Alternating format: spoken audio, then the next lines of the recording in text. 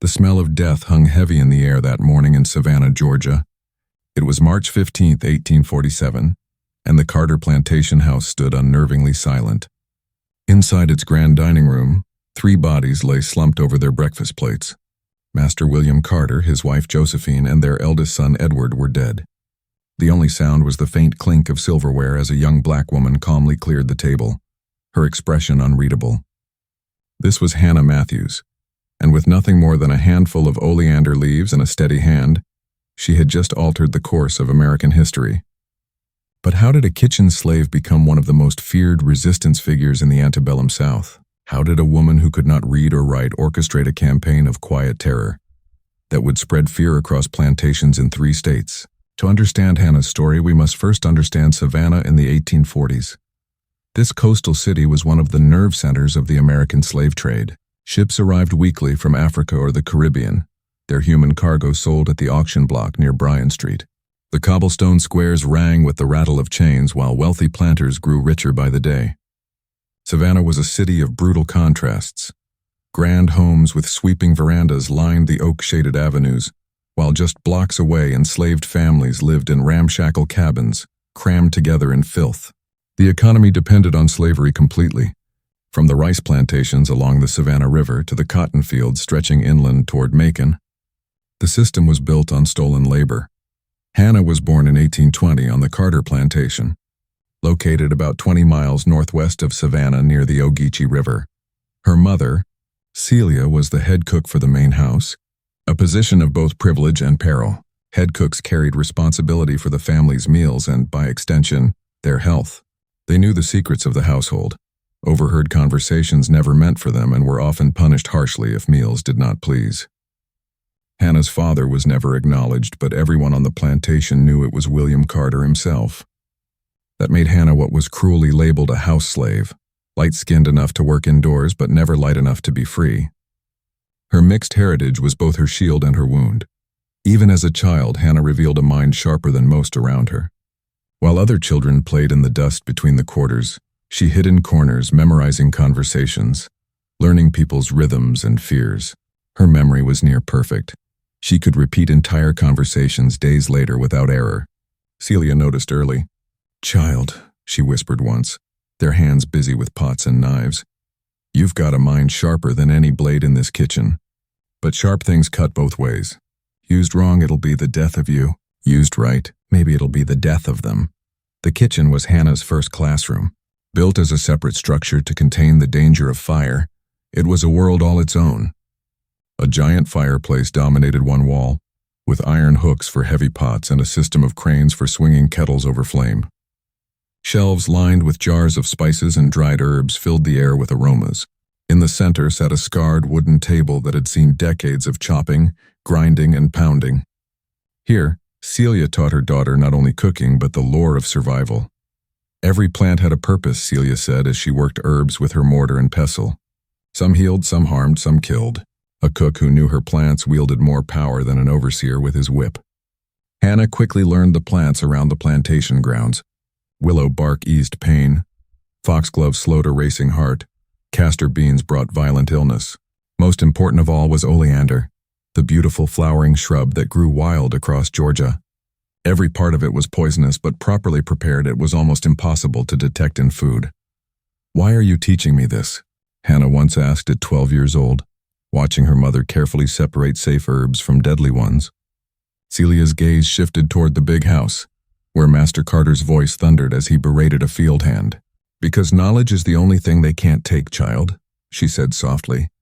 "They can sell your body, break your bones, but they can't steal what's in your head. And sometimes what's in your head is the only weapon you'll ever have." Hannah's childhood was defined by the daily brutality of slavery. She saw her friends sold off without warning, their families torn apart forever. She saw men whipped until their backs split open, women violated without mercy, children collapsing from endless labor in the Georgia sun. But it was one specific moment at age 14 that carved her path. On a blistering August morning in 1834, her younger brother Moses, only 10 years old, was caught taking a peach from the Carter orchard. He hadn't eaten in 2 days. Rations cut again because cotton prices had dipped. He was simply starving. William Carter decided to make an example of him. He ordered all the enslaved to the courtyard to watch. Hannah stood frozen as her baby brother was tied to the whipping post. The first lash ripped his shirt. The second tore his skin. By the fifth, his cries were faint. Celia broke from the crowd, pleading, "He's just a boy, master." "Just hungry." "Hungry?" Carter sneered. "Then let's give him something to cry about." He nodded to the overseer, who brought the whip down again and again.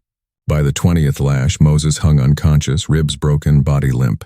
He survived, but something inside him was shattered forever. That night, as Hannah pressed wet cloths to his wounds, the fear inside her hardened into something else, a cold, steady hatred. She whispered to her mother in the dark, "Tell me more about those plants. Tell me everything." From then on, her education turned darker. On her morning walks for cooking herbs, she began collecting others: moonflower seeds that caused hallucinations, pokeweed berries that paralyzed lungs, deathcap mushrooms that killed in days. She tested on rats, then chickens, perfecting dosages. She learned that a good poisoner's greatest skill was subtlety. Death must look natural. By 16, she was her mother's chief assistant, preparing breakfast and lunch while Celia handled dinners. This gave Hannah access to the Carters' daily routines.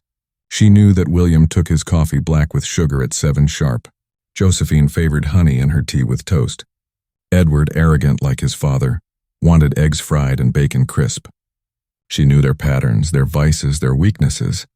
At the same time, she built ties with enslaved people on neighboring plantations. The web of communication between them was surprisingly strong. Field hands traded news. House slaves shared gossip at social gatherings. Free black artisans carried whispers through town. Through them, Hannah learned her family's cruelty was not unique. Other planters worked slaves to death, raped women nightly, sold children like cattle. But she also heard whispers of resistance. A cook in Virginia who had ended her master's reign with a seasoning in stew. A field hand who sabotaged tools, slowing harvest. An enslaved man who escaped north through hidden routes. One old field hand told Hannah of a Virginia cook named Martha, whose master beat slaves with an iron poker. One day she stirred something special into his stew. He was dead in 3 days, doctors claiming heart failure. "What happened to Martha?" Hannah asked. The man shrugged. "Nothing." No one suspected the cook. Master's brother took over, treated folks kinder. Sometimes the Lord works in strange ways. These stories planted seeds. Hannah began to suspect a silent network of resistance among house slaves across the South. By 20, she was the Carters' most trusted servant, beautiful, intelligent, and invisible. They spoke freely around her, never imagining she listened, remembered, plotted. She learned that William Carter was drowning in debt to Savannah banks, that Edward was engaged to a wealthy Savannah heiress, and, most chilling, that Carter planned to breed his slaves systematically for profit. The night she overheard his plan, describing her people like livestock, Hannah made her choice. She would not wait for freedom. She would not pray for deliverance. She would deliver justice herself with knowledge, patience, and poison. The winter of 1846 into 1847 was harsher than most on the Georgia coast, and the Carters grew even more vicious as their financial troubles deepened. 3 field hands collapsed from hunger and overwork. 2 young mothers were sold away to settle debts, their children left behind in tears. Then came the breaking point. William Carter announced his intention to sell Moses, Hannah's brother, to a sugar plantation in Louisiana, a place every enslaved person knew was a death sentence disguised as labor. On the morning of March 14, 1847, Hannah rose before dawn and walked to the kitchen house with her basket of eggs. As she crossed the misty courtyard, she heard the dreaded rattle of chains and the crunch of wagon wheels. A slave trader's wagon rolled down the dirt road, drawn by tired mules. Hannah recognized the driver instantly, Josiah Barnes, one of Savannah's most infamous dealers. Barnes specialized in buying enslaved people from debt-ridden planters and selling them south to the sugar fields. William Carter stepped from the main house, already dressed and clearly expecting him. Hannah ducked behind the kitchen wall and listened as the deal was struck. "800 for the boy." Barnes spat tobacco juice into the dirt. "He's big for his age. Sugar men will work him hard, won't last long, but he'll fetch good value before he drops." 800's fair, Carter agreed without hesitation. "He's been nothing but trouble. Maybe Louisiana will teach him discipline." Hannah's stomach twisted. Her brother, frail from the scars of that childhood whipping, was being sold like livestock. Barnes went on, "I'll take him today. Ship leaves Savannah Harbor tomorrow. Best they don't get goodbyes, makes him restless." In that moment, Hannah's years of patience burned away. All her careful planning to strike months later didn't matter. If Barnes took Moses today, there would be no chance to save him. But as she watched, something larger ignited inside her. This wasn't only about her brother anymore. This was about every slave family ripped apart, every back scarred, every woman violated. The time for patience was over. The time for justice had come. That night, Hannah prayed silently to the ancestors who had survived the Middle Passage. She whispered their names in the dark, promising that tomorrow she would deliver a blow that would echo across Georgia. Tomorrow, the Carters would eat their last meal. March 15th dawned gray and humid, the fog from the river rolling over the plantation like a funeral veil. Hannah rose in her plain cotton dress, wrapped her headscarf tight, and walked into the kitchen. Her hands were steady. She lit the hearth fire, hung the iron kettle, and from beneath the loose floorboard drew out the small ceramic jar that contained her weapon. Powdered oleander, ground so fine it looked like pepper. She had tested it for months, perfecting the dosages. William Carter would require 2 teaspoons in his morning coffee. Josephine, delicate and vain, would need only 1 in her tea. Edward, young and strong, would be felled with a teaspoon and a half stirred into his eggs and grits. She worked like a priestess performing a sacred rite. She ground coffee beans, letting the rich smell mask the bitter poison she stirred into William's cup with sugar. She brewed Josephine's golden tea, adding honey and the fatal spoonful of powder. She cracked eggs, fried them just the way Edward liked, and sprinkled death over his breakfast like seasoning. At 7 sharp, William came for his coffee, as punctual as the sun. He took his first sip without looking at Hannah, grunting about weather and cotton planting. By 7:15, Josephine sipped her honey-sweetened tea in the sunroom, remarking as always on Hannah's skill. By 7:30, Edward stumbled down, irritable and hungover, demanding his plate. He devoured the eggs and grits in great gulps, never noticing the invisible seasoning. By 7:45, the Carters had consumed their last breakfast. Hannah moved calmly about the kitchen, washing dishes, her face betraying nothing. But her heart was pounding with the rhythm of 13 years of rage. The first signs came quickly. William called out from his study, his voice tight with confusion, then pain. Josephine began feeling faint, clutching her chest. Edward pushed back from the table, unsteady, complaining he couldn't catch his breath. Their confusion turned to fear, then to panic.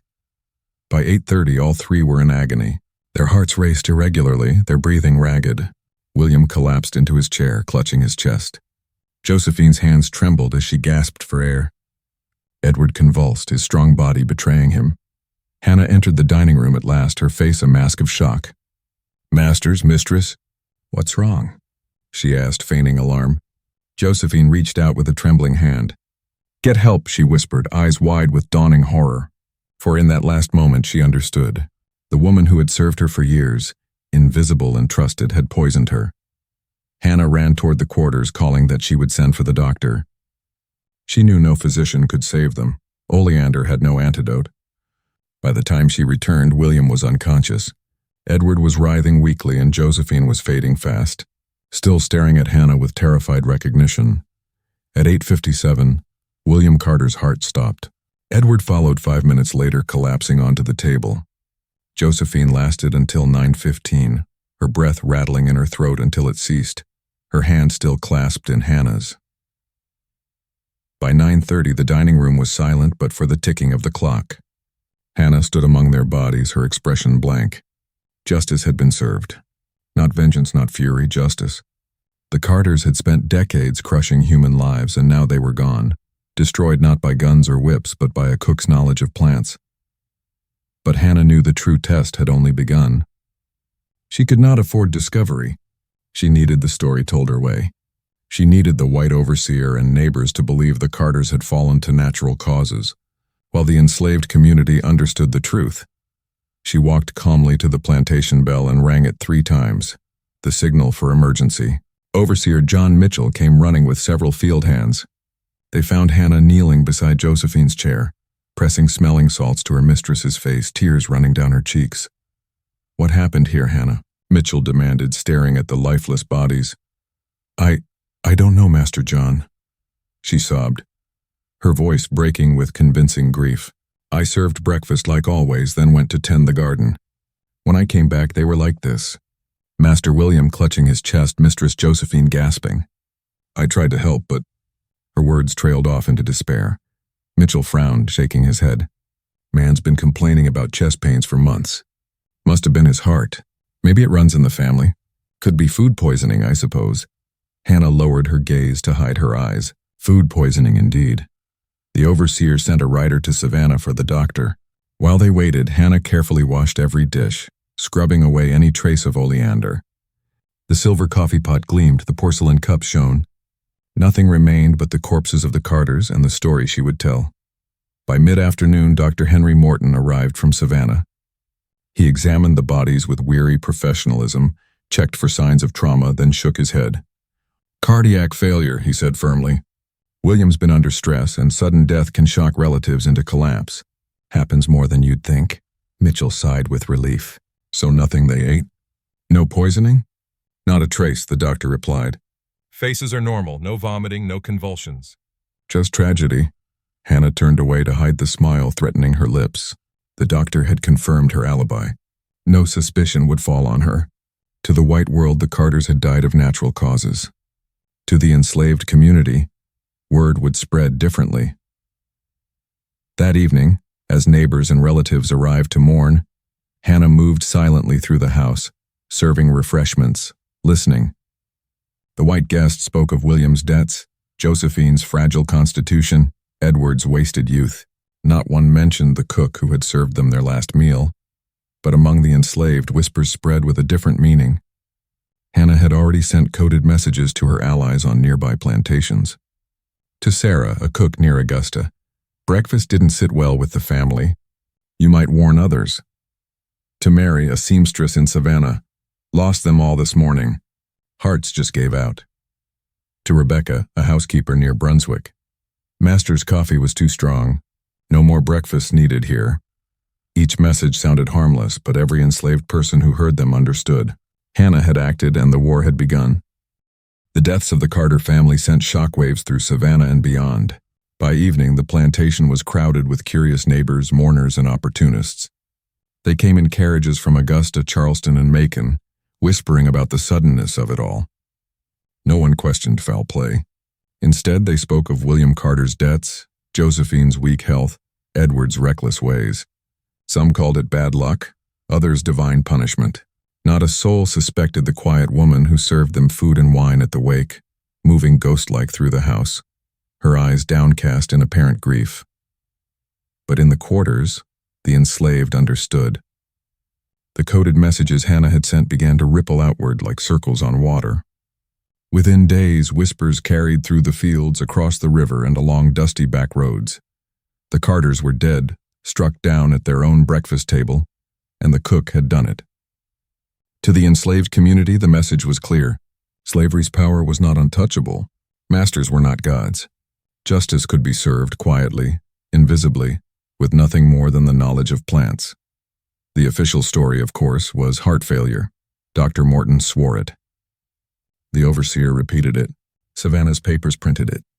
But Hannah's network of trusted slaves knew better. In church gatherings, in whispered conversations at markets, in coded hymns sung at dusk, the truth traveled. The cook's new recipe, they said with a knowing glance. Breakfast was seasoned different. These words became a kind of code, passing the story from Georgia to South Carolina, down into Florida, west into Alabama. The invisible army was growing. Weeks after the funeral, the Carter estate was dissolved to pay debts. Dozens of enslaved families were sold at auction. Mothers wept as children were taken away. Husbands clutched wives until chains pulled them apart. Hannah had prepared for this. Among the mourners at the funeral had been Elizabeth Carter, William's unmarried sister who lived in Savannah. She had long despised her brother's cruelty and quietly sympathized with the abolitionist cause. Hannah approached her carefully, with humility and timing sharpened to a blade. "Miss Elizabeth," she whispered one evening, her eyes lowered, "I fear for my family. My Mama Celia's hands are twisted from arthritis. My little brother Moses. He won't last in those sugar fields. I beg you, if you can, buy us when the estate is sold, please. Elizabeth had already considered it. She saw in Hannah not only a loyal servant, but an intelligent woman who carried herself with quiet dignity. Purchasing them would seem like charity to society, but to Elizabeth it would be a small act of defiance against her brother's legacy. She agreed. Hannah, Celia, and Moses were spared the auction block and moved into Elizabeth's modest home in Savannah. For the first time in years, Hannah felt a sliver of safety, but she knew safety was never the goal. The revolution had only begun. Life in Savannah offered new opportunities. The city bustled with enslaved and free black communities, artisans, porters, cooks, seamstresses, all connected by subtle threads of communication. Hannah began teaching in secret. On Sundays, when house slaves gathered at the African Methodist Episcopal Church, she spoke softly of plants. Which healed, which harmed, which killed. She warned of foxglove, taught them to recognize deadly mushrooms, explained how oleander mimicked heart failure. She never spoke of poison directly. Instead, she couched her lessons in warnings of what to avoid. But the sharpest among them understood. Soon reports trickled back to her of strange deaths. A brutal overseer in Augusta collapsed suddenly. A cruel trader in Alabama died after his morning coffee. A master in Virginia with a reputation for sadism never woke from his supper. White doctors chalked it up to heart disease, bad air, stress. But among the enslaved, they called it seasoning. The cook's new recipe was spreading. Fear began to spread in white society, too. Plantation owners who once trusted their house slaves completely now eyed them with suspicion. Some demanded their servants taste food before serving. Others changed their routines, varying meal times or preparing food themselves. A few, paranoid beyond measure, hired tasters or locked kitchens at night. The very trust that had been the foundation of white households was crumbling. And that fear, Hannah knew, was more powerful than any weapon. By 1850, her legend had traveled far. Frederick Douglass heard whispers and wrote cautiously in his newspaper of growing resistance in the South. Harriet Tubman, working the Underground Railroad, began teaching escapees about poisonous plants to protect themselves from pursuers. Hannah had never met these figures, but her influence reached them all the same, passed in coded words and careful lessons. She continued her work quietly in Savannah, always unseen, always underestimated. To Elizabeth Carter's friends, she was simply the capable cook who managed the household. To the enslaved community, she was a leader, a teacher, a whisper of hope. She kept records in her mind, documenting the cruelties of plantation owners across Georgia and the Carolinas. She noted their habits, their meals, their weaknesses. She shared this intelligence with others in her network, planting seeds for future justice. As the years passed and tensions between North and South grew, Hannah's network evolved into something more than resistance. It became intelligence work. House slaves, invisible in parlors and dining rooms, gathered secrets about politics, trade, even military preparations. When the Civil War finally erupted in 1861, Hannah was 41 years old and living in Savannah. Her network quietly funneled information to Union sympathizers, guiding freedom seekers along hidden paths, sabotaging Confederate supply lines in subtle ways. By the time Union troops marched into Savannah in December 1864, Hannah's reputation among the enslaved had become mythic. Soldiers whispered of a cook who had sparked terror across the South with nothing but plants. When freedom finally came, she did not vanish into obscurity. Instead, she devoted her last years to collecting stories of resistance, tales of sabotage, poisonings, escapes, slowdowns, and songs. She traveled through Georgia and South Carolina, speaking to freed men and women, ensuring their stories would not die with them. Hannah Matthews died in 1889 at the age of 69. Her funeral, held in Savannah, was attended by hundreds, former slaves, children she had taught, men and women she had inspired. She was buried in a modest grave without a stone, but her legacy lived on. Her story was passed through families, sung in spirituals, whispered in kitchens. She became a symbol of resistance itself, proof that even the most trusted servant could be the most dangerous enemy. Historians of the 20th century began uncovering patterns of mysterious deaths in the antebellum South, cases written off as natural, but suspiciously clustered around the most brutal masters. Many now believe Hannah's example inspired a quiet but widespread movement of resistance. Though official records remain silent, The oral traditions of black families carried her name forward. The cook who poisoned her masters and sparked a revolution. Her influence did not end with slavery. The lessons she embodied, patience, intelligence, psychological warfare, echoed through later generations.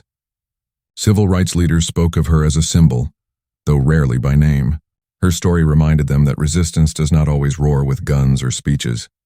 Sometimes it whispers in kitchens and songs and secrets. The breakfast she served on March 15, 1847 was more than a meal. It was a declaration of war. It shook the certainty of the slaveholding class and lit a flame that would smolder until the Civil War consumed it. Hannah Matthews, the invisible cook of Savannah, had shown that knowledge was power, and that even those deemed powerless could strike blows that toppled empires. And so her legacy endures, not carved in marble or etched in textbooks, but alive in the memory of a people who refused to be silenced.